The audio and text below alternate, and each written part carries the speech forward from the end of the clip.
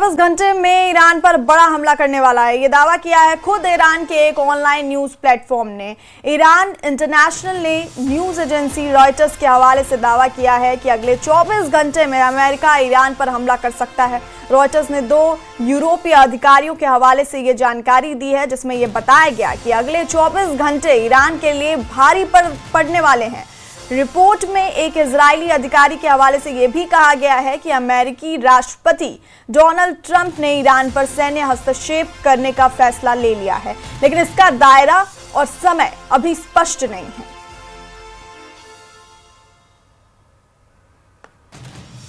तो बड़ा दावा किया गया है हमले का। अमेरिका अगले 24 घंटे में ईरान पर बड़ा हमला करने वाला है और यह दावा खुद ईरान के ऑनलाइन न्यूज प्लेटफॉर्म ने किया है। ईरान इंटरनेशनल ने न्यूज एजेंसी रॉयटर्स के हवाले से यह दावा किया है कि अगले 24 घंटे में अमेरिका ईरान पर हमला कर सकता है।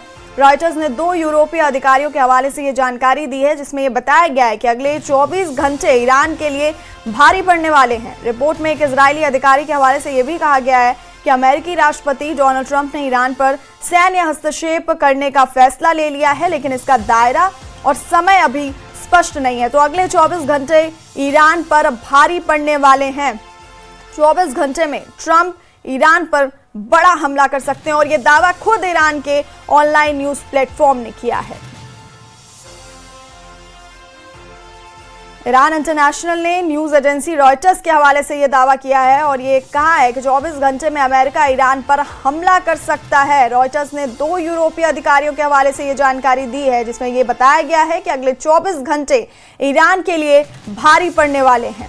रिपोर्ट में एक इजरायली अधिकारी के हवाले से यह भी कहा गया कि अमेरिकी राष्ट्रपति ने ईरान पर सैन्य हस्तक्षेप करने का फैसला ले लिया है और इसका अभी दायरा और समय स्पष्ट नहीं है। तो न्यूज एजेंसी रॉयटर्स के हवाले से यह बड़ा दावा किया गया है।